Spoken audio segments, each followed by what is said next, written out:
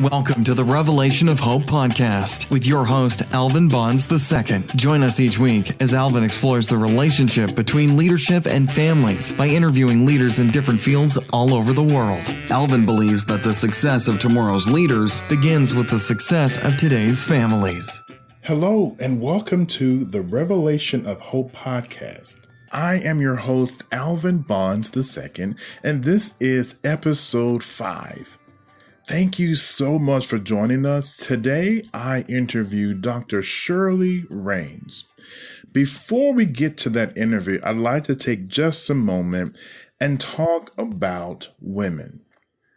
I invite you to reflect on the women in your life. Mothers, daughters, wives, sisters, grandmothers, aunts, bosses, friends, whatever female that you know, I want you to think about that person. It is 2017 and we still have to have a conversation about consent. I read an article this week, or rather it was a social media post that identified 5 tweets that further explain what consent looked like to clarify rape.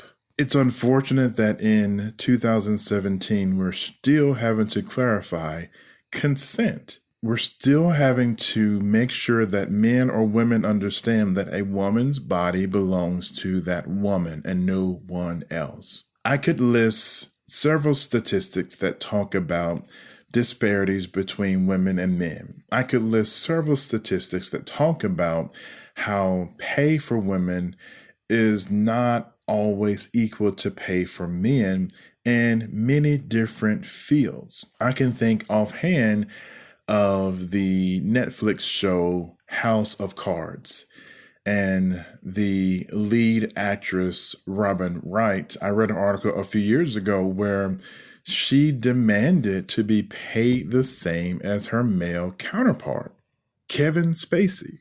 And so it's unfortunate that we're still having to fight for women's equality. If you have a situation where a woman is doing the same job or a similar job as a man, what stops her from being paid the same?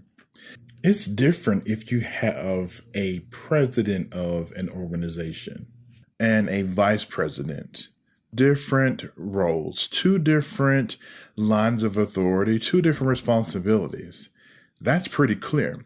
But if you have, let's say, 2 vice presidents, equal performance, equal responsibilities, one's a man, one's a female, why is it that the man will be paid more than the woman?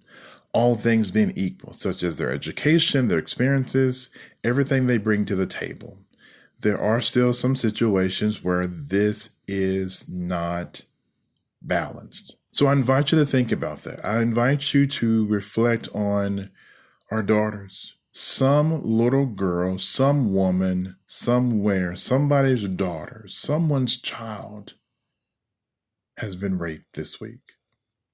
It's sad and unfortunate to even think about, but it is a reality. Some woman somewhere has been molested or been abused by someone in authority. It happens. As a counselor, I have an opportunity to assist these young people. And it's not just women, boys and men are assaulted as well. But today, I want to bring your attention to women, to our little girls.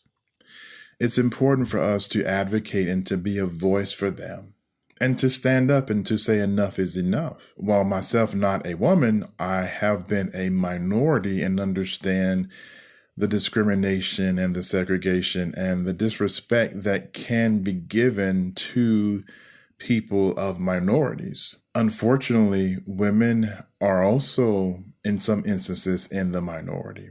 And several of them have struggled to gain the same respect afforded to men.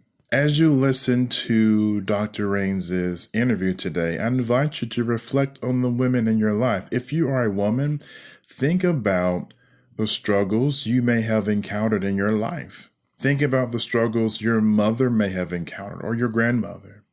Think about the struggles of your sister. What can we do to ensure a better world for our daughters, for the little girls who are growing up to become women?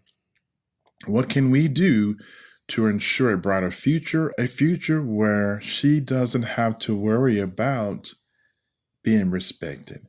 She doesn't have to worry about consent. She doesn't have to worry about being taken advantage of just because she's a woman. What can we do? Dr. Raines' life is a testament to the power of a independent, strong, determined, educated woman. Dr. Raines is currently a speaker, writer, consultant, and president emeritus of the University of Memphis.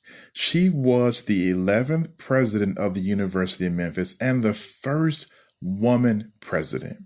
In her interview, Dr. Raines shares with us her personal experiences with harassment on the job and how she overcame that and persevered and became the president of a prestigious university. Dr. Raines has made it her life's mission to encourage and inspire future leaders to reach their full potential. I'm grateful for Dr. Raines joining us for this interview. Welcome, Dr. Raines. Thank you so much for joining this podcast. I know you personally as the 11th president of the University of Memphis and the first woman president, but tell us about you. Well, I'm now President Emeritus after serving for 12 years, which is a long time in terms of university presidents, for 12 years as president, and now professionally, I am a speaker and a writer and a consultant. But personally, I'm living in Oak Ridge, Tennessee, near my son and two grandchildren, who are the delights of my life. They are 8 and 6.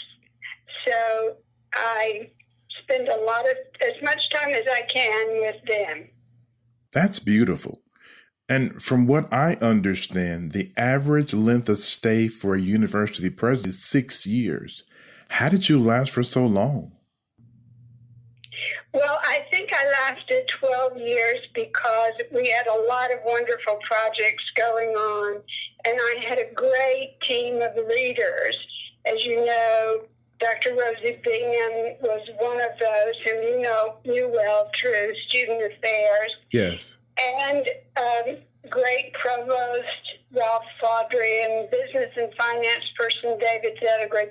So we had so many wonderful projects going on. We acquired the campus that was the old Lambeth University campus in Jackson and expanded to the old Millington Hospital in Millington and began offering classes. So, and in addition to lots of building projects. So we have a lot of projects going on that I wanted to see to completion. And probably the sentimental reason for me was the university was going to celebrate its 100th anniversary in 2012. Yes. And I wanted to be a part of celebrating our students and their accomplishments and the history of the university. And so that after I got near that time, I said I have to make it through 2012. And of course, I did leave in 2013. That's beautiful. And as a student, it really changed my life. I've since moved from Memphis to the Jackson area, so I have an opportunity to drive by and even walk to the Lambeth campus. It's truly been an amazing experience, and I appreciate your leadership. I had the opportunity to watch your keynote address at the Leadership Forum at the University of Kentucky in 2015. And one of the statements you made was that you waited to be recognized for your potential as a leader. Do you remember saying that? Yes. In fact, I'm writing about that right now in a book I'm putting together on leadership. But I was tapped for a department chair at a university when I was an assistant professor, untenured, because nobody else wanted to do it. So Yes. Sometimes taking a leadership position is taking a position nobody else wants. That's right. And then I was tapped for another department chair's role. It's a different university, and we women particularly often wait for someone to tap us on the shoulder and say, "Hey, you would be good at that role," or "We need you." And this is probably true of you in the service professions as well, Alvin. When someone says they need you, you automatically say, "Well, what can I do?" That's right. But finally, there was a large university in Florida that needed a department head. And I decided to actually apply for the position instead of waiting for somebody to call on me. And that changed my life in that eventually I went on to the University of Kentucky as dean and vice chancellor, and then that gave me the opportunity 6 years later to be nominated for the University of Memphis, which was, of course, a godsend for me because it brought me back to West Tennessee to be near my parents who were in poor health at that time. Yes.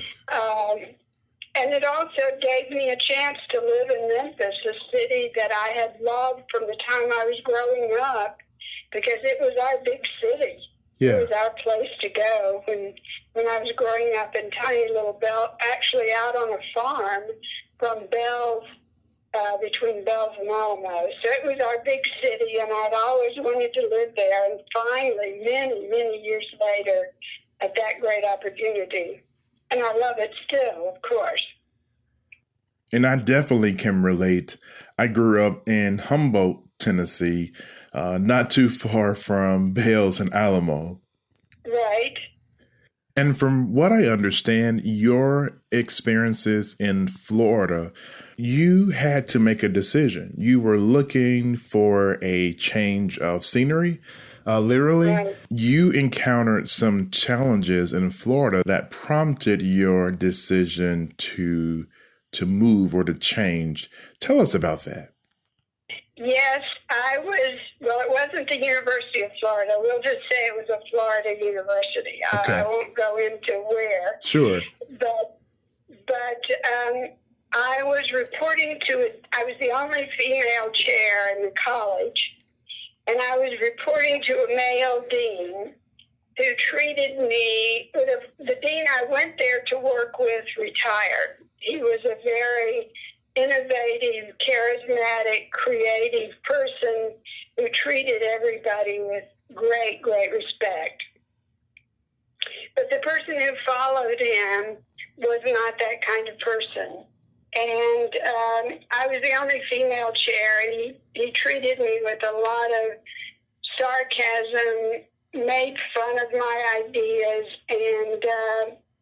and finally it became quite difficult for me to continue to work for him and feel good about going to work. And I was in charge of a large department with 44 people in it, and people were located on 4 different campuses. So it was quite a challenge to operate that first department where I'd actually applied to be the department head. But because of his treatment and the feeling that it was not going to get better, women endure a lot in terms of jokes and teasing, sometimes that are on the edge of what nowadays would have been called sexual harassment. But then it was not so much, and it was almost always innuendos, not actual proposals of any kind. And so I had to make a decision, and being a person raised in the church and all my Sunday school lessons came back, Yes. I remembered that time when Jesus told his disciples that if you're not accepted where you are, shake the dust from your sandals and go on. That's right. I mean, that's not exactly the verse, but I decided to shake the sand off my Florida sandals and move on. And my husband, Bob, who has been known as Dr. Bob, they called him across the campus, Bob Kennedy. Yes.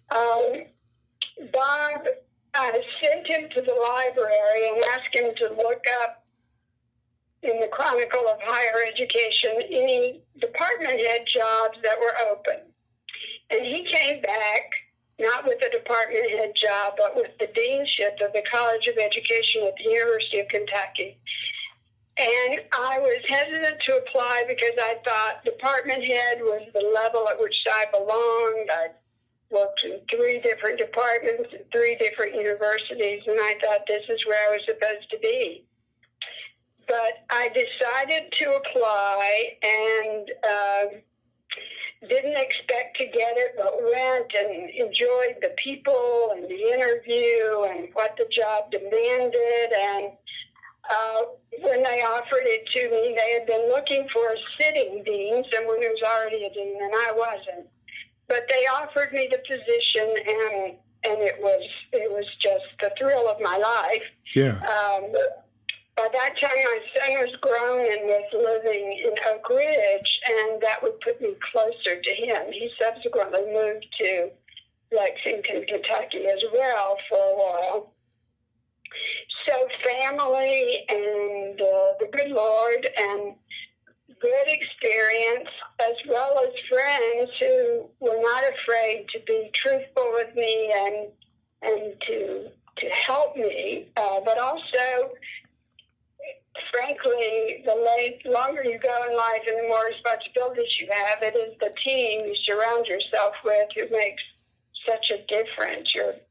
They become, when you work with people 24/7, like we did as the university's leadership, they become like family members. They're so key not only to your success, but just good people. You spend so much time with them. So I always encourage people to make where they have a chance to choose the people who will be around them, to choose the people you really enjoy that have the talents and skills. But, you can choose if there is someone who may have all the skills and talents, but you really don't feel like they want to work as a part of a team, then choose the one who wants to work as a part of a team that you can see being involved with for long hours and long times. And when you get told no, or the budgets get cut, or all those kind of things, they're not going to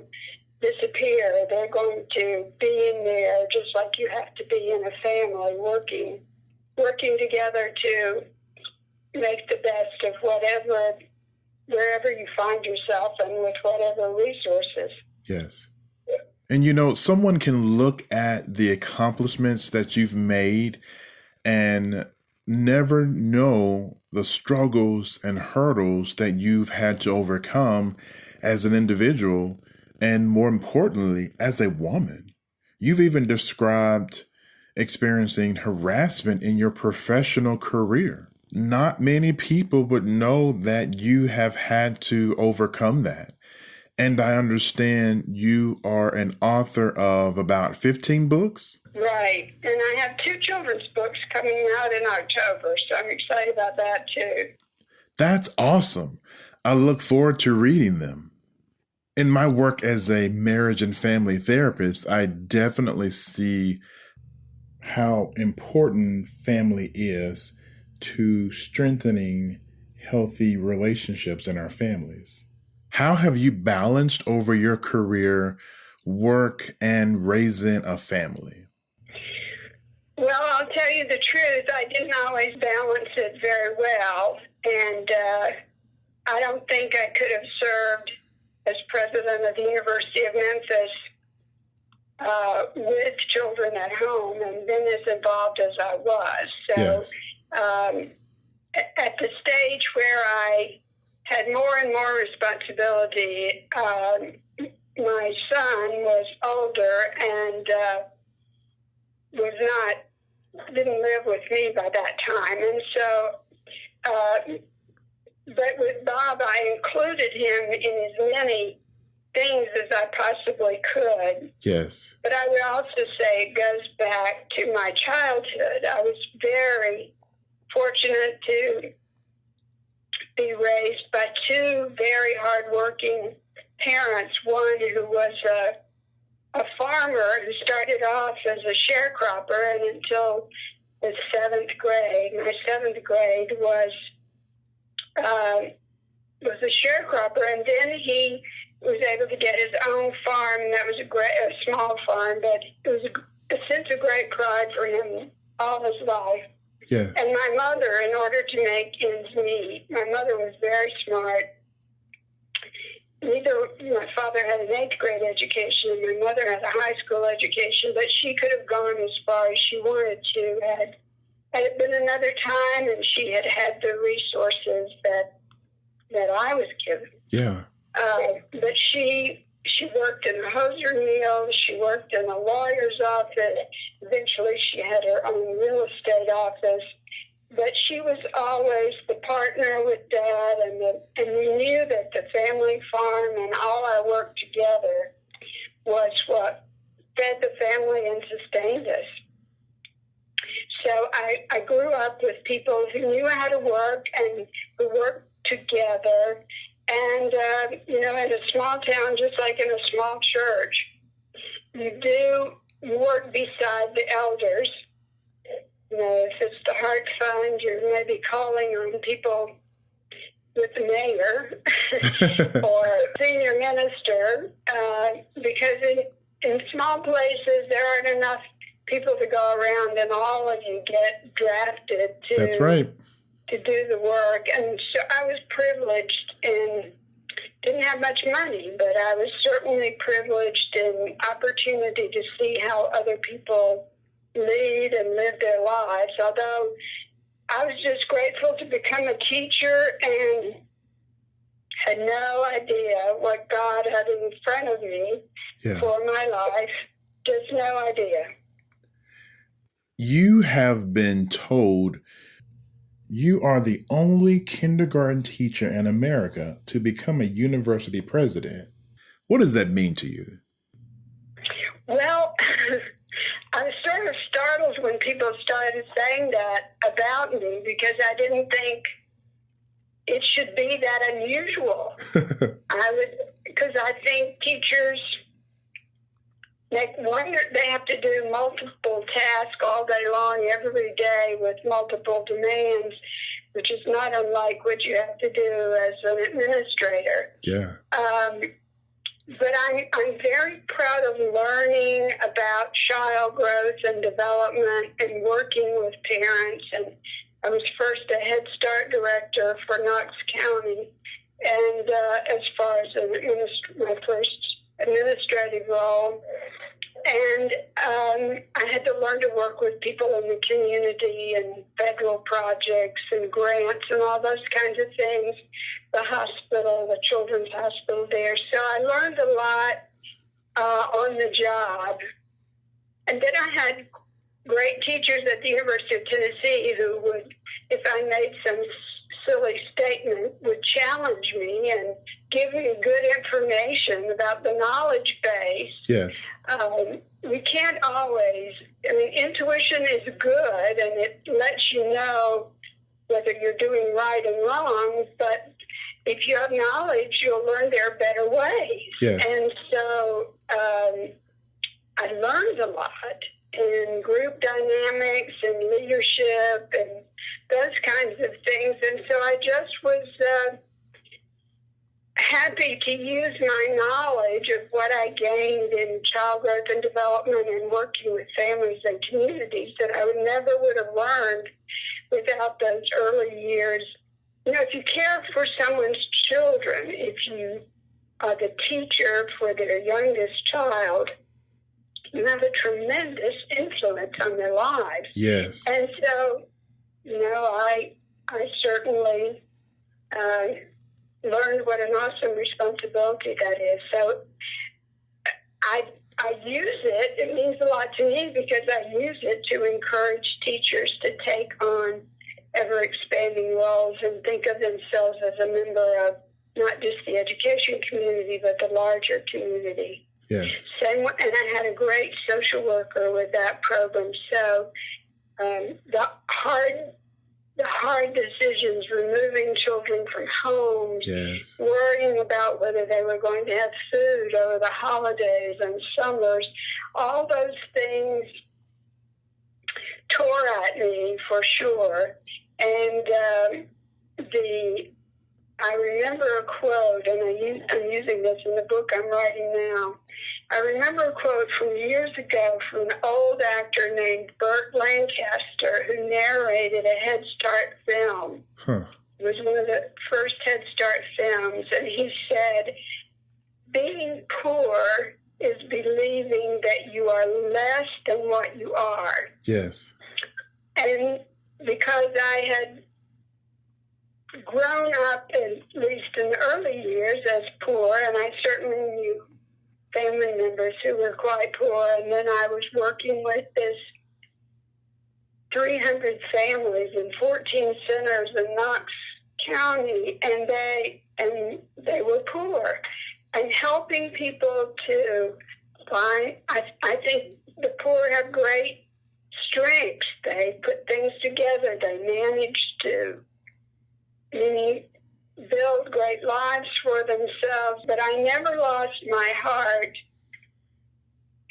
or concern for the poor or the people who have less than really what they should have in life. And so it was, and I also learned about disability because we started serving children from East Tennessee Children's Rehab that had spina bifida, and now I volunteer at a center here that's called the Emory Valley Center, and I'm on their board, and we serve people with disabilities from birth through until they age, and until they die, frankly. Right. And so many of the families continue to be poor because the cost of caring for their person with disabilities is so great. And so, those early experiences have certainly gotten into my heart and soul and hopefully intellect. And I want to continue to do all I can for them. Yes. For the young, for the disabled, and certainly I want to create future leaders who care about people. Yes. And that is precisely why I've started this podcast. In my experience, I see how valuable and influential leaders are. I also see brokenness and struggles within the families. I personally believe that the success of tomorrow's leaders begins with the success of today's families. What do you think about that? I think that's a good motto. I would use it everywhere you can. Yes, ma'am. Because it is a godsend. It's true. And what I appreciate about you, and even in the talk you did in 2015, you talk about learning and gaining insight and experience from a large wealth of people, from interns to professors from Egypt to your husband, your family. What influenced that type of leadership perspective or philosophy? I think a sense of openness and always wanting to learn. That openness is something that we are not always encouraged in the South to do, but it's very important to be open to learning. When I say in the South, it's because of the racial divides and yes, and not an appreciation of other people's religions, and even from church to church, yes, within the Christian church. So I think an openness that education for me was, I had very good teachers in high school, and I had a very good family who opened my eyes to experiences. And, we live in a very small world when we're growing up in a small town and getting a college education and seeing the world through people's, every discipline, every course you take is based on a set of beliefs. And so finding a way to be open and to learn, it really is very selfish, Alvin, because the university is a great place for people like me. I said I knew a lot about a lot of things and sometimes felt like not much about anything, but I had that experience of hearing Nobel laureates or listening to students who survived Hurricane Katrina. I mean, I think I just it's a wealth of experiences, and I hope people will choose jobs like yours in social work and teaching, where they can open people's eyes to be open to the world, to be open to opportunity, to be open to, and that starts with your family. yes, And if your family's not like that, find other people who have that openness that you can learn from and can enjoy. And being in even a high school or a college environment puts you in touch with people who are so different than we are. And if we're open to them, we can learn a great deal. yes, yes. Well, Dr. Raines, is there anything else that you'd like to add as we bring this interview to a close? Well, like you, I do believe that the future of leadership depends on having good families. I would also say that if you don't have a good family, rise above that. Yes. Because I don't want people to think, I didn't have the perfect family, so I can't do anything. You have to think about, here's the family I wish I had and that I will create for my own. Exactly. But I can rise above what those circumstances are. I had an extraordinary mother, and so whenever I was met with self-doubt, she had a way of simply saying, of course you can do that. And it brought reassurance to me. She was the more open of the two in my family, but, it only takes one mentor, one friend, one person, one social worker to reassure people, of course you can do that. Yeah. They need someone to say, of course you can. But I don't want to trivialize the difficulties of life, because there are many, and I thank God that we have social workers and programs that help people deal with tragedies, with whatever their circumstances are, because I do believe in the joy that comes in the morning and that things will get better. Yeah. So that's my view of life and my thankfulness for life, frankly. Well, that's beautiful. And I really do appreciate you taking this time for my interview. Dr. Raines, if someone wanted to book you for a speaking engagement or leadership training, where would they need to go to get more information? Well, they can simply go to shirleyraines.com to my website or call me 901-634-2242, and I'll do my best to find a way to come and speak. Awesome. Again, Dr. Raines, thank you so much for your time. I really do appreciate it. You're so welcome, and I want you to know I'm very proud of you, and I see an even brighter future for you as well. Thank you. That blesses me. Thank you so much. Thank you so much for listening to this podcast. Please be sure to subscribe as well as providing a rating and review. Every week, I will interview a different leader and invite them to share with us their views and perspective on the relationship between leadership and family. Be sure to visit my website. It's www.alvinbonds2nd.com. That's ALVINBONDSII.com. Have a great day.